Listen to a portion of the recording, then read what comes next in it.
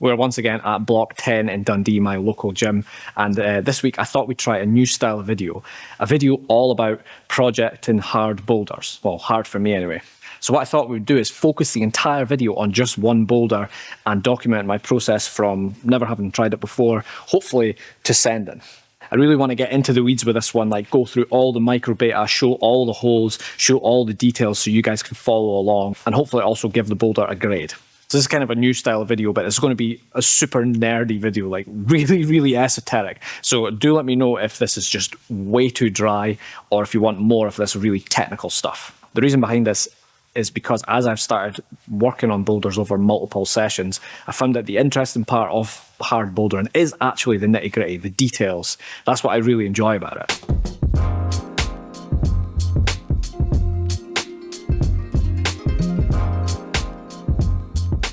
This red boulder here has been giving a bunch of people trouble. I've heard in the grapevine that it's stiff.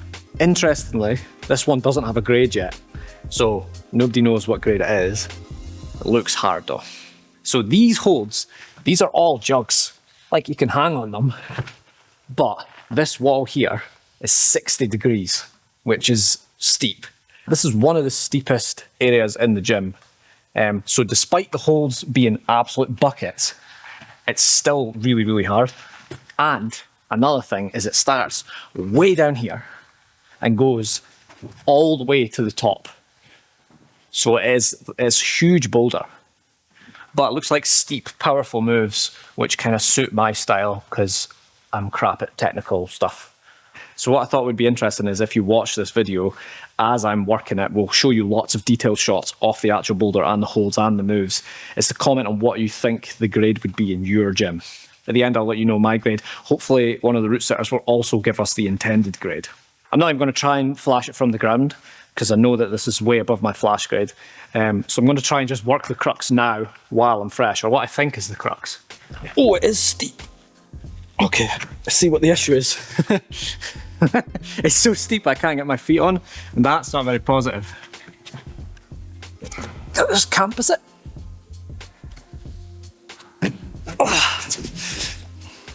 You could maybe campus that if you were really strong, and I think maybe I could campus it, but I would be so gassed, like my biceps would be so cooked, there'd be no point.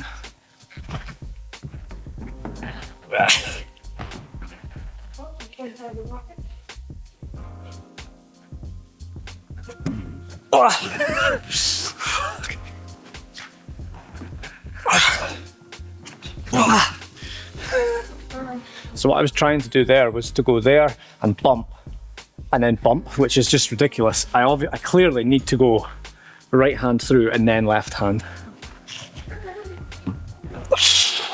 Oh, that heel is so weird.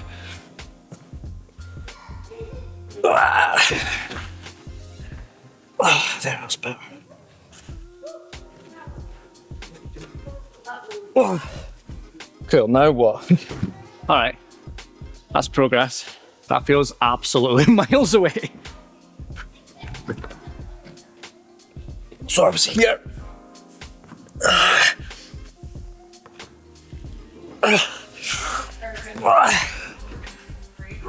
Oh, that move is huge. Whoa.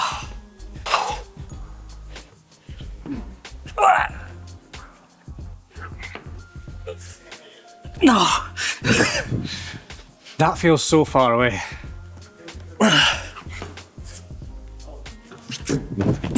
Kind of slept on these sections. This actually looks pretty mega steep, like it starts here. This is fine. This move here is big, but like going to there is going to be an issue, right? Like even with my feet on the ground, you can see that's going to be a huge swing. I just think that this climb is perfectly suited to me, and this will be a perfect project for me.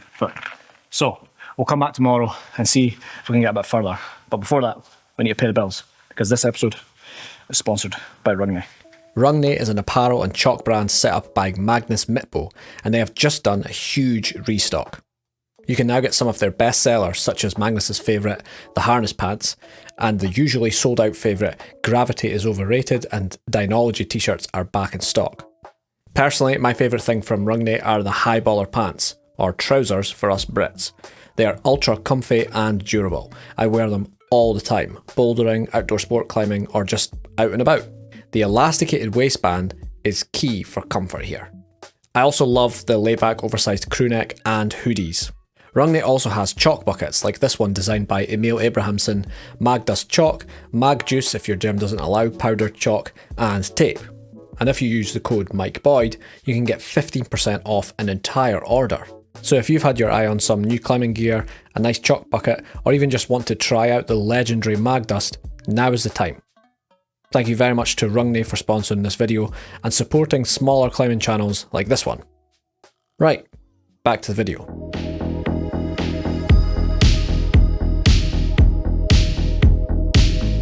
For session 2, I spent a long time working this move here.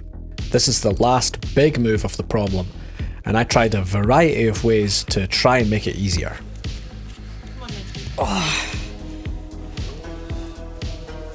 Nah, that's too big. I have to go from here.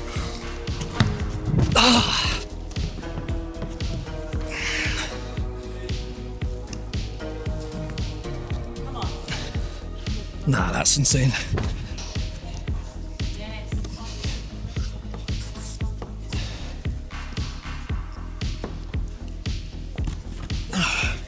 Kinda jammed it. Yes, Mikey, come on.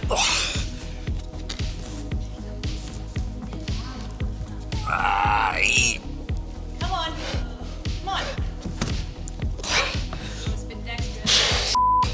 After that, I checked that there wasn't some horrible hidden crux in the first few moves.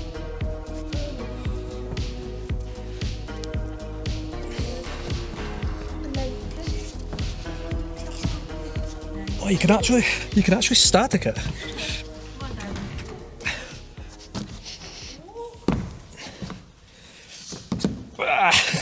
Okay, Very nice. start's actually fine. Yeah? Yeah. Now, I had actually climbed both halves of the block. It became obvious that the sticking point would be this move right in the middle linking the two sections. There seemed to be two obvious ways to do this. The big old cut loose, which requires very little thought, but is quite uncontrolled and makes getting your feet back onto the wall difficult. Or a very technical heel hook above your hand to prevent cutting. This option is much more controlled, but adds at least 2 extra movements into the problem. This is the only move that I've not done, is linking the two halves.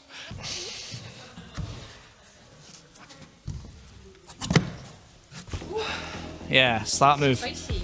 Cutting loose is okay, but you just can't get your feet back on. Because it's like precise, so you need to get your heel in there. I just don't know how you do it.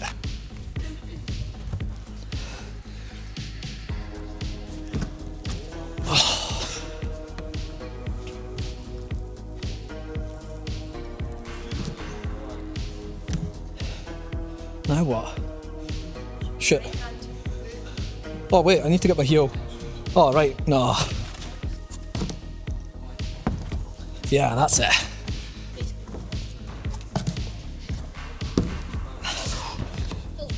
Yes, Mikey, come on. Oh. Jesus, come on, Mikey.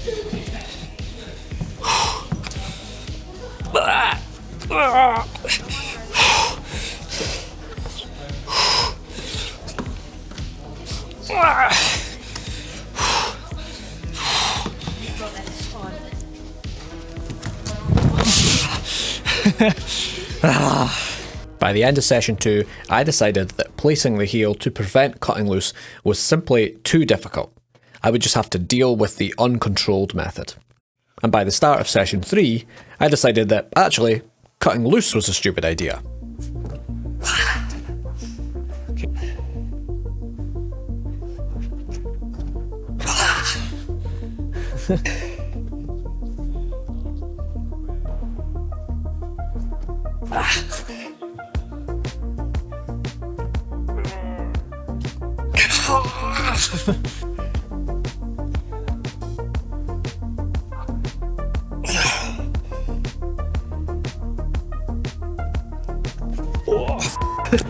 Okay, that wasn't actually too bad.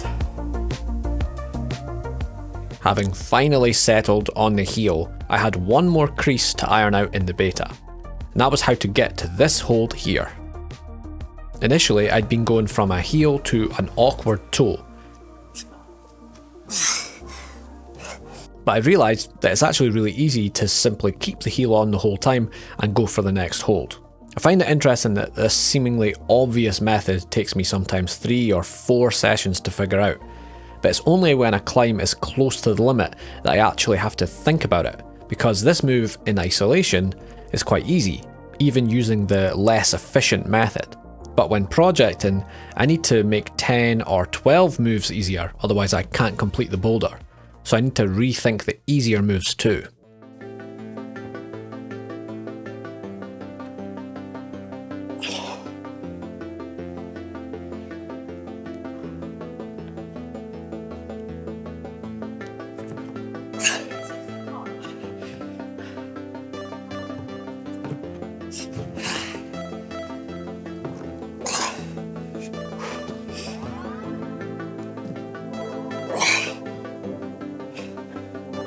Ah, no! No!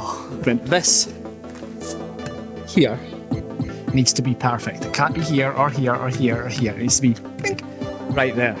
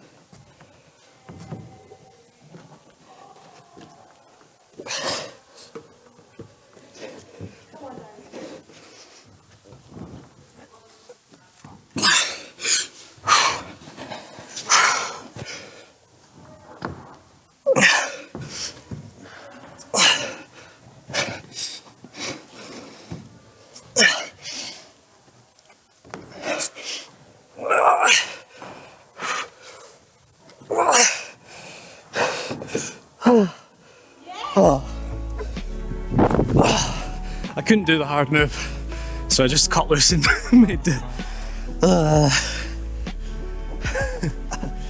I feel like all that effort to avoid cutting loose was just like a waste of time if you're going to cut loose anyway. Okay, let's talk about the grade. If you haven't already, pause the video and comment below what grade you feel is right for this boulder. Before talking to anyone else, I thought this boulder was about V5. The route setters gave this one a V4. And after some rumination, I also think it is probably a hard V4. The reason? Because if you are a complete beast, you can actually campus this entire thing, so no footwork, no heel hooks, and that's the areas I was having difficulty with. Therefore, I don't think this merits V5. But let's discuss in the comments, what would this get in your gym? Let me know if you like this more nerdy style of video. As always, thank you very much for watching, and I'll see you next time. Peace.